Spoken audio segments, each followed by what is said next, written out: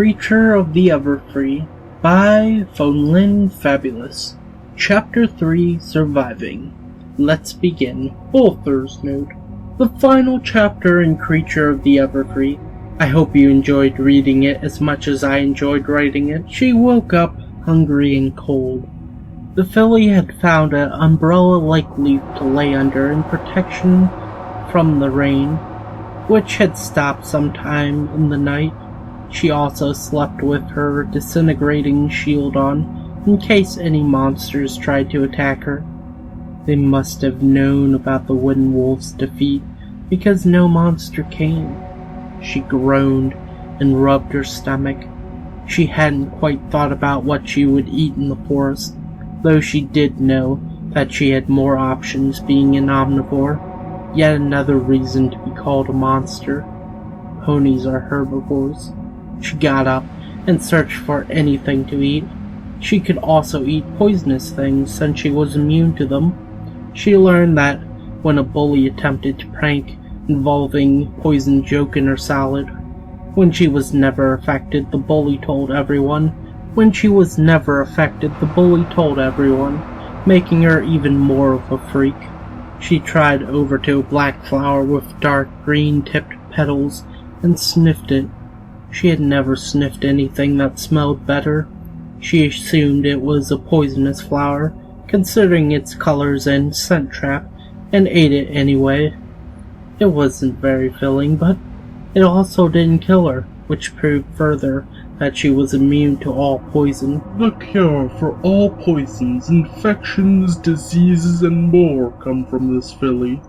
Being immune to poisons of all kinds will save ponykind from anything poisonous, venomous, infection. The cure for life depends on you giving this filly to us for science. She was very glad, suddenly, that she had chosen to jump out that window. After a long walk through the forest, she had harvested enough plants to be a breakfast. She had walked back to her umbrella leaf and prepared to eat, when suddenly a strange sound filled her ears. It was almost like a purr, but like a bug buzzing at the same time. She looked down and saw a small bug-like creature staring at her food. It was like a ball with big eyes. She looked down and saw a small bug-like creature staring at her food. It was like a ball with big blue eyes and dragonfly wings.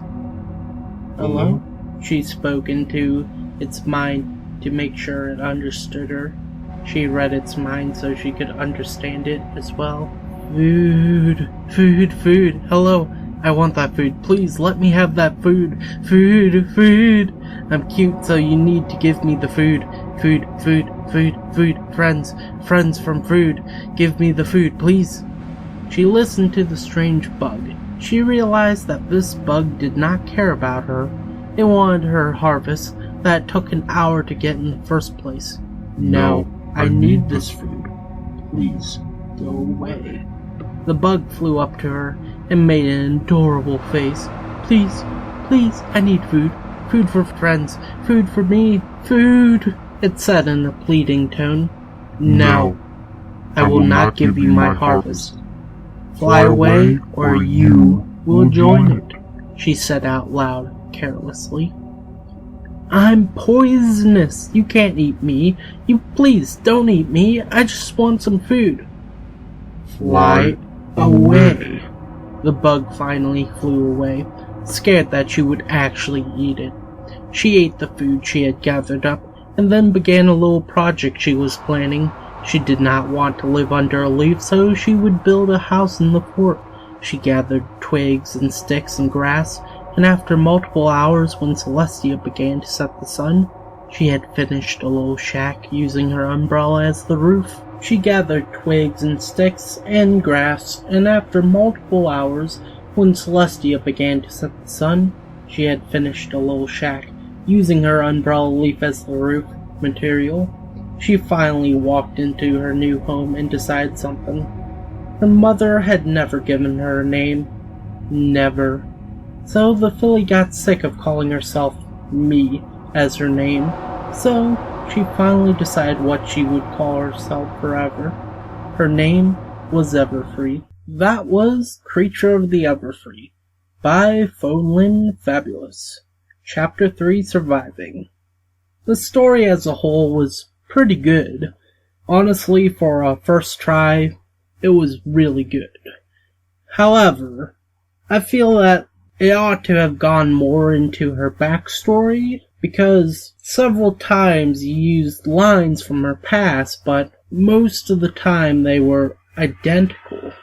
And when they weren't, they told us a bit, but not really much about the details, if you get my drift. However, other than that, and the chapters being a little bit short, which wasn't terrible, and the endings were a bit jerky too, but besides those things, it was quite good.